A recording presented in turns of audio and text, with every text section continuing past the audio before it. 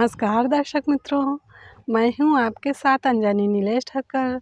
तो आज बात करेंगे वैदिक पंचांग के बारे में। वैदिक पंचांग दिनांक 14 फरवरी 2024, दिन बुधवार, विक्रम संवत 2080, शक संवत 1945, आयन उत्तरायण, ऋतु शिशिर ऋतु, मास माघ मास, पक्ष शुक्ल, तिथि पंचमी दोपहर 12:09 तक तत्पश्चात षष्ठी, नक्षत्र रेवती सुबह 10:43 तक तत्पश्चात अश्वनी, योग शुभ शाम 7:59 तक तत्पश्चात शुक्ल, राहु काल दोपहर 12:53 से दोपहर 2:19 तक, सूर्योदय 7:11, सूर्यास्त 18:34, दिशा शूल उत्तर दिशा में। व्रत पर्व विवरण: बसंत पंचमी, श्री पंचमी, मातृपितृ पूजन दिवस, पंचक समाप्त सुबह 10:43।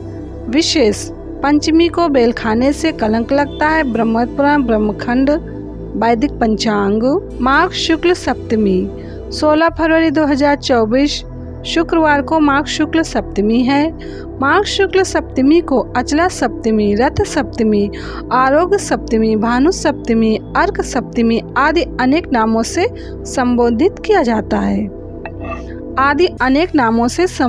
किया गया है और इसे सूर्य की उपासना के लिए बहुत ही सुंदर दिन कहा गया है।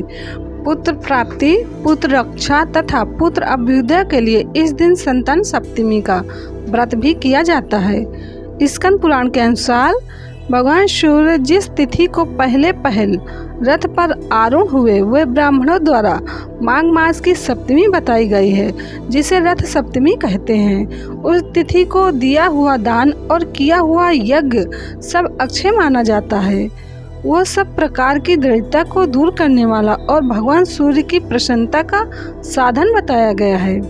भविष्य पुराण के अनुसार सप्तमी तिथि को भगवान सूर्य का आविर्भाव हुआ था। ये अंड के साथ उत्पन्न हुए और अंड में रहते हुए ही उन्होंने वृद्धि प्राप्त की। बहुत दिनों तक अंड में रहने के कारण ये मातंड के नाम से प्रसिद्ध हुए।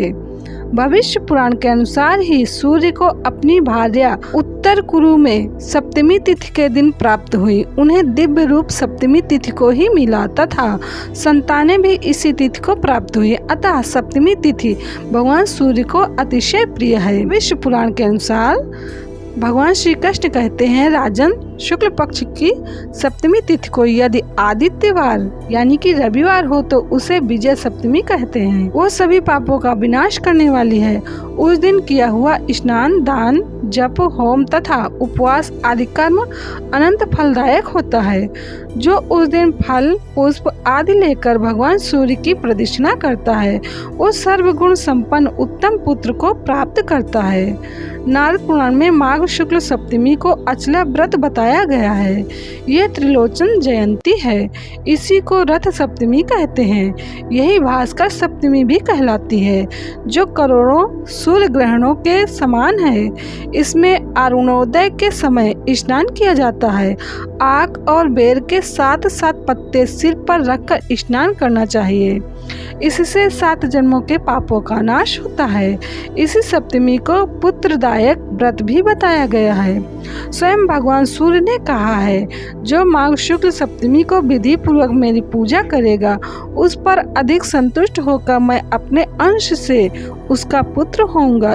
इसलिए उस दिन इंद्रिय संयम पूर्वक दिन रात उपवास करें और दूसरे दिन होम करके ब्राह्मणों को दही, भात, दूध और खीर आदि भोजन करावें। अग्नि पुराण में अग्निदेव जी कहते हैं, माघ मास के शुक्ल पक्ष की सप्तमी तिथि को अष्टदल अथवा 12 दल कमल का निर्माण करके उसमें भगवान सूर्य का पूजन करना चाहिए। इससे मनुष्य शोक रहित हो जाता है। चंद्रिका में लिखा है, माघ शुक्ल सप्तमी सूर्य ग्रहण के तुल्य होती है। सूर्योदय के समय इसमें स्नान का महाफल होता है। चंद्रिका में भी विष्णु ने लिखा है, माघ शुक्ल सप्तमी यदि अरुणोदय के समय प्रयाग में प्राप्त हो जाए तो कोटि सूर्य ग्रहणों के तुल्य होती है। मदन रत्न में भविष्योत्तर पुराण का कथन है कि माघ मास की शुक्ल पक्ष सप्तमी कोटि सूर्यों के बराबर है। उसमें सूर्य स्नान, दान, अर्घ्य से आयु आरोग्य संपन्न करते हैं। वैदिक पंचांग संपादक अंजनी नीलेश ठक्कर। वैदिक पंचांग प्रकाश सूरत शहर गुजरात। वैदिक पंचांग